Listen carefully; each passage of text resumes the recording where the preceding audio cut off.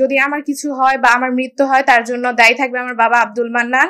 আমি এবং আমার যে হাজবেন্ড, আমরা দুইজন প্রথমে রিলেশন করে বিয়ে করি এবং আমাদের বিয়ের বয়স 1 বছর 2 মাস প্রায় চলছে। এখন সমস্যাটা হচ্ছে তাদের আর্থিক অবস্থা একটু খারাপ হয়।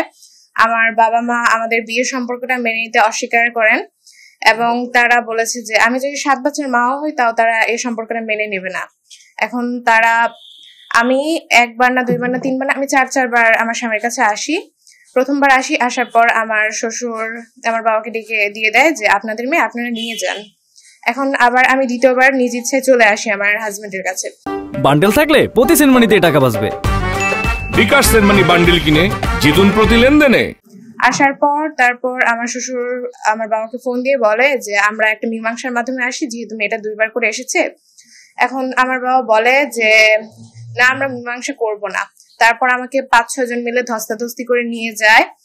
পরে নিয়ে যাওয়ার পর আমাকে শারীরিকভাবে মানসিকভাবে নির্যাতন করে এবং আমার বিয়ে ঠিক করে। তারা দাবি করে যে আমি একজন নাবালক, কিন্তু আমি একজন প্রাপ্তবয়স্ক, এটা আমি নিজে দাবি করে যাচ্ছি।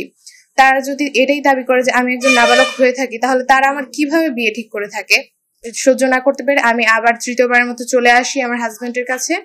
আসার পর তারা আবার মামলা করে আমার শ্বশুর এবং আমার হাজবেন্ডের নামে অপহরণ, ধর্ষণ এবং নারী নির্যাতনের মামলা করে। তারা পুলিশ দিয়ে ওয়ারেন্ট বের করি আমাদেরকে নিয়ে যায়। আবার নিয়ে যাওয়ার পর ওদের দুইজনকে কোর্টে চালান দিয়ে জেলে পাঠিয়ে দেয়। তারা একটানা 17 দিন জেলে থাকে, আর ওই দিক দিয়ে আমাকে বাসায় নিয়ে চলে যায়।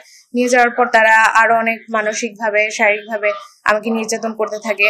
তারপর সেগুলো আমি আবার সহ্য না করতে পেরে এসে পড়ি 4র্থবারের মতো। আসার পর তারপর তারা আবার ওয়ারেন্ট বের করে আমার শ্বশুরকে এখন বর্তমানে গাজীপুর জেলে রাখছে। তিনি 12 দিন ধরে জেলে আছে।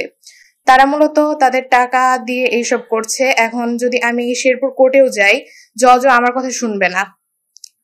তারা এর আগেও যখন হাজিরা দিতে গিয়েছিল তখন আমার হাজবেন্ডকে আটকিয়েছে। আটকানোর পর বলেছে যে আমাদের মেয়েটা আমাদেরকে দিয়ে দিন, আমরা ছেলেকে ছেড়ে দিব। এখন নিয়ে যাওয়ার পর তারপর আমি কোর্টে গিয়ে জজের সামনে কথা বলে তাকে ছাড়িয়ে এনেছি, কিন্তু তারপরও তারা ওয়ারেন্ট বের করে এসব করছে। আমার দাবিটা হচ্ছে তারা যাতে আমাদেরকে সুখে শান্তিতে সংসার করে খেতে দেয়। তারা চায় না যে আমরা এখানে সংসার করি, কিন্তু আমি চাই যে আমি একজন মুসলিম মেয়ে হয়ে আমি যে স্বামীর কাছে এসেছি, আমি দ্বিতীয় বিয়ে তো চাই না। আমি তো একবার অলরেডি বিয়ে করেছি। আমার শ্বশুর বাড়ির প্রতিটি লোককে তারা হয়রানি ও নির্যাতন সহ মানসিকভাবে অনেক রকম নির্যাতন করছে। তাই আমি এর থেকে মুক্তির জন্য আপনাদের কাছ থেকে সাহায্য কামনা করছি। তারা যদি আবার আমাকে জোর জবরদস্তি করে নিয়ে যাওয়ার পর যদি আমার কিছু হয় বা আমার মৃত্যু হয় তার জন্য দায়ী থাকবে আমার বাবা আব্দুল মান্নান, আমার মা জবেদা খাতুন এবং আমার বড় মামা এবং মেজো মামা। এটি আমি একটি মৌখিক সাক্ষী দিয়ে গেলাম।